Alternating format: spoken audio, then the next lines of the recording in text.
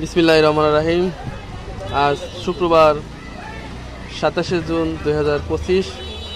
থাকছে দৈনিক করতোয়া সংবাদপত্রের প্রথম পাতার উল্লেখযোগ্য সংবাদ। এইচএসসি পরীক্ষা শুরু, প্রথম দিনে 20,000 অনুপস্থিত। বহিষ্কার 23। জামালপুরে পরীক্ষা দিতে পারেনি 17 শিক্ষার্থী এবং টাঙ্গাইলে একসঙ্গে 3 বোর্ডের এসএসসি পরীক্ষা এবং কুমিল্লার বিশেষ ব্যবস্থা পরীক্ষা দিল করোনা আক্রান্ত এক পরীক্ষার্থী এবং সিলেটে একই রোল নম্বরে প্রবেশপত্র নিয়ে হাজির 2 ছাত্রী আটক 1। স্ট্রোক করায় মাকে নিয়ে হাসপাতালে দেরি হওয়া দিতে দেওয়া হলো না পরীক্ষা। এই ছিল সাকুল্যে সংবাদ এবং থাকছে বিস্তারিত।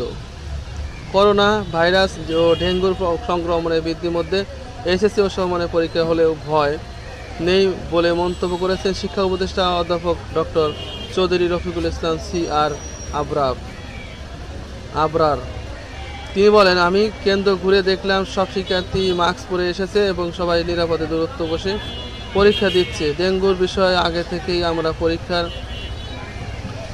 পরিচ্ছন্নতা কার্যক্রম চালিয়েছি এবং সব মিলিয়ে ডেঙ্গু করোনা নিয়ে আমাদের প্রস্তুতি ভালো, ফলে এ নিয়ে ভয় বা শঙ্কার কিছু দেখছি না।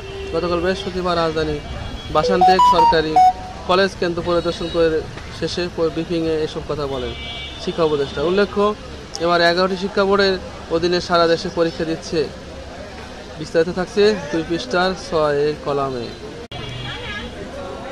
অংশ নিচ্ছেন 12,51,111 জন পরীক্ষার্থী এবং দেশের 2,797টি কেন্দ্রে এবার পরীক্ষা অনুষ্ঠিত হচ্ছে। সময়সূচি অনুযায়ী প্রথম দিনে সাধারণ 9টি শিক্ষা বোর্ডের অধীনে 1,605টি কেন্দ্রে বাংলা ও প্রথম পত্র পরীক্ষা অনুষ্ঠিত হয়। মাদ্রাসা বোর্ডের অধীনে 459টি কেন্দ্রে ও আলিমের পুরানো মসজিদ এবং কারিগরি শিক্ষা বোর্ডের অধীনে 733 কেন্দ্রে এসএসসি ও বিএমটি পরীক্ষা নেওয়া হয়।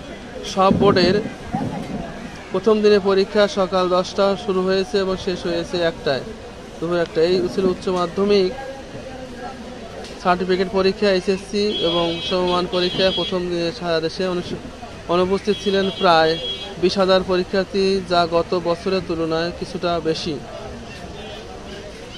এই ছিল উল্লেখযোগ্য এইচএসসি সমমানের পরীক্ষার ঘটনাবলী। আমাদের এই চ্যানেলটি সাবস্ক্রাইব করে পাশে থাকবেন এবং আমাদেরকে উৎসাহ দিবেন যেন আমরা গুরুত্বপূর্ণ